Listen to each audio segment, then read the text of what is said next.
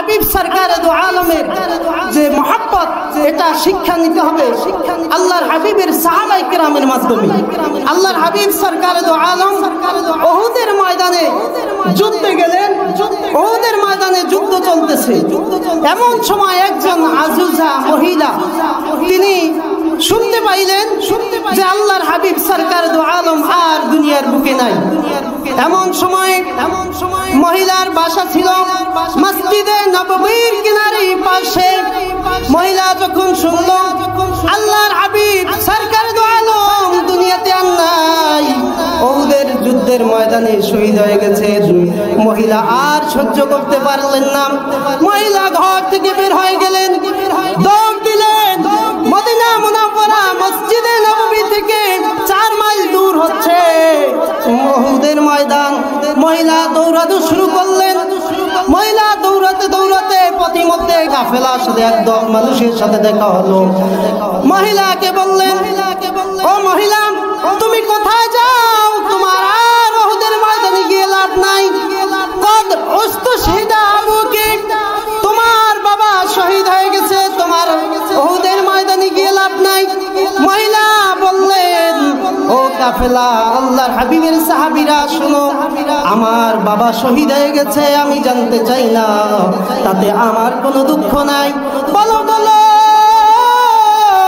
আল্লাহর হাবিব রাহমাতুল লিল আলামিন কেমন আছেন? সুবহানাল্লাহ।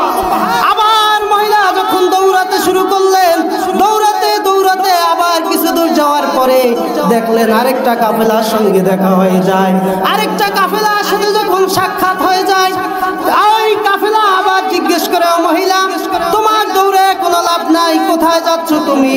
উহুদের ময়দানে তোমার গিয়ে কোনো লাভ নাই। উহুদের ময়দানে তোমার স্বামী কদ উস্তুশহিদা জাওজুকি, তোমার স্বামীও শহীদ হয়ে গেছে, উহুদের ময়দানে তোমার আর কেউ নাই, উহুদের ময়দানে গিয়ে লাভ নাই।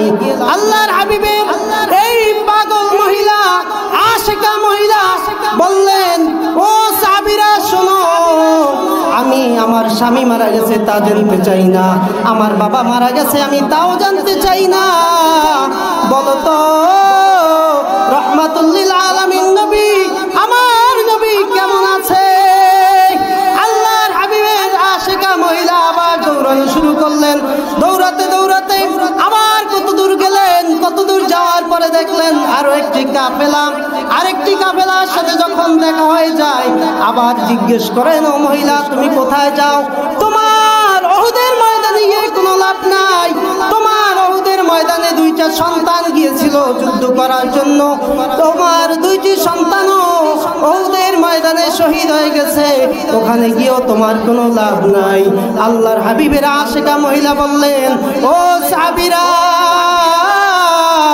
আমার সন্তান শহীদ হয়েছে, আমার বাবা শহীদ হয়েছে, আমার স্বামী শহীদ হয়েছে, আমি জানতে চাই না, তাতে আমার কোনো দুঃখ নাই। বলো বলো রাহমাতুল লিল আলামিন নবীজি আমার, তিনি কেমন আছেন? উহুদের ময়দানে 4 মাইল দৌড়ানোর পরে যখন আল্লাহর হাবিব সরকার দু আলমের চেহারা মুবারক দেখলেন, দেখার সঙ্গে সঙ্গে মহিলার অশান্ত হৃদয়টা শান্তি হয়ে যায়।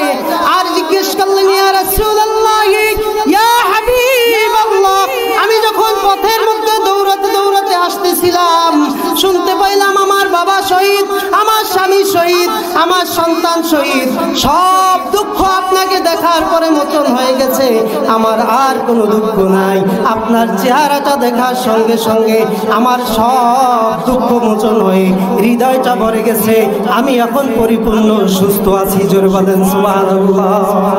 এটাই ছিল নবীর মহব্বত আর ভালোবাসা। সুবহানাল্লাহ।